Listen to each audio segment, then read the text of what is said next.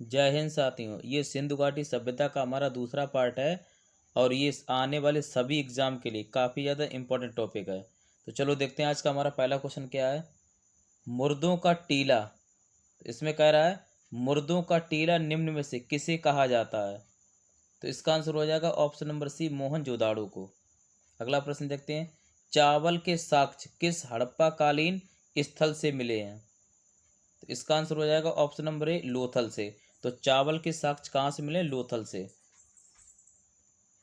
अगला प्रश्न देखते हैं, धान की भूसी के साक्ष्य कहाँ से मिले हैं। तो इसका आंसर हो जाएगा ऑप्शन नंबर बी, रंगपुर से। तो चावल के साक्ष्य मिले थे लोथल से, जबकि धान की भूसी के साक्ष्य कहाँ से मिले हैं, रंगपुर से।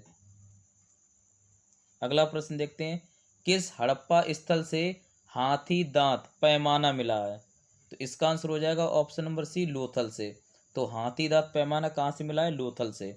अगला प्रश्न देखते हैं, नर्तकी की कांस्य की मूर्ति के साक्ष्य कहाँ से प्राप्त हुए हैं। तो इसका आंसर हो जाएगा ऑप्शन नंबर सी, मोहनजोदाड़ो से। तो कांस्य की जो नर्तकी की मूर्ति थी, तो उसके साक्ष्य कहाँ से मिले, मोहनजोदाड़ो से। अगला प्रश्न देखते हैं, कब्रिस्तान R37 के साक्ष्य कहाँ से मिले हैं। तो इसका आंसर हो जाएगा ऑप्शन नंबर डी, हड़प्पा से। तो कब्रिस्तान R37 के साक्ष्य कहाँ से मिले, हड़प्पा से। अगला प्रश्न देखते हैं, निम्न में से कौन सी सभ्यता नील नदी के तट पर थी। तो इसका आंसर हो जाएगा ऑप्शन नंबर डी, मिस्र की सभ्यता। जो मिस्र की जो सभ्यता थी वो नील नदी के तट पर थी, जबकि सिंधु घाटी सभ्यता ये सिंधु नदी के तट पर थी। अगला प्रश्न देखते हैं, एक उन्नत जल प्रबंधन की व्यवस्था का साक्ष्य प्राप्त हुआ है। तो इसका आंसर हो जाएगा ऑप्शन नंबर बी, धौलावीरा से। तो जल प्रबंधन की व्यवस्था के साक्ष्य कहाँ से मिले हैं, धौलावीरा से। अगला प्रश्न देखते हैं, किस पशु के अवशेष सिंधु घाटी सभ्यता से प्राप्त नहीं हुए हैं।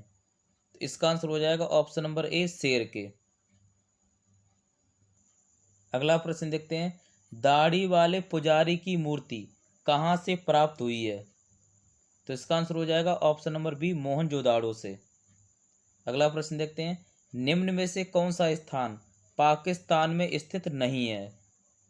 तो इसका आंसर हो जाएगा ऑप्शन नंबर डी, राखीगढ़ी। तो राखीगढ़ी है वो पाकिस्तान में नहीं है, जबकि कहाँ पड़ता है राखीगढ़ी, है हरियाणा में। हड़प्पा, मोहनजोदाड़ो और चांदड़ो ये तीनों पड़ते हैं पाकिस्तान में। अगला प्रश्न देखते हैं, निम्न में से कौन सा स्थान गुजरात में स्थित नहीं है। तो इसका आंसर हो जाएगा ऑप्शन नंबर डी, कालीबंगा। जो कालीबंगा है वो गुजरात में नहीं है, जबकि ये पड़ता है राजस्थान में। धौलावीरा, सुरकोटदा, रंगपुर ये तीनों पड़ते हैं गुजरात में। अगला प्रश्न देखते हैं, हड़प्पा स्थल जहां से गेहूं की खेती के साक्ष्य मिले हैं। तो इसका आंसर हो जाएगा ऑप्शन नंबर सी, हुलास। तो हुलास से गेहूं की खेती के साक्ष्य मिले हैं। अगला प्रश्न देखते हैं, सिंधु घाटी सभ्यता का सबसे बड़ा नगर है। तो इसका आंसर हो जाएगा ऑप्शन नंबर डी, मोहनजोदाड़ो। तो सिंधु घाटी सभ्यता का सबसे बड़ा नगर कौन सा है, मोहनजोदाड़ो। अगला प्रश्न देखते हैं, हड़प्पा स्थल चाहुंदड़ो की खोज किसके द्वारा की गई। तो इसका आंसर हो जाएगा option number C, NC Majumdar द्वारा। तो NC मजूमदार द्वारा चाहुंदड़ो की खोज की गई। अगला प्रश्न देखते हैं, किस हड़प्पा स्थल से एक बिल्ली का पीछा करते हुए कुत्ते के पदचिन्ह के साक्ष्य प्राप्त हुए हैं। तो इसका आंसर हो जाएगा ऑप्शन नंबर डी, चाहुंदड़ो से। अगला प्रश्न देखते हैं, हड़प्पा सभ्यता की मुख्य फसलें क्या थीं। तो इसका आंसर हो जाएगा ऑप्शन नंबर सी, गेहूं और जौ। हड़प्पा सभ्यता की मुख्य फसलें क्या थीं, गेहूं और जौ। अगला प्रश्न देखते हैं, निम्न में से कौन सा स्थान हरियाणा में स्थित नहीं है। तो इसका आंसर हो जाएगा ऑप्शन नंबर सी, आलमगीरपुर। जो आलमगीरपुर स्थान है वो उत्तर प्रदेश के मेरठ में है, जबकि राखीगढ़ी, बनावली, कुड़ाद ये तीनों पड़ते हैं हरियाणा में। अगला प्रश्न देखते हैं, हड़प्पा वासियों को कुल कितनी फसलों का ज्ञान था। तो इसका आंसर हो जाएगा ऑप्शन नंबर सी, 9। तो हड़प्पा वासियों को कुल 9 फसलों का ज्ञान था। अगला प्रश्न देखते हैं, हड़प्पा स्थल राखीगढ़ी की खोज किनके द्वारा की गई। तो इसका आंसर हो जाएगा ऑप्शन नंबर ए, सूरजभान द्वारा। तो सूरज भान द्वारा राखी गढ़ी की खोज की गई।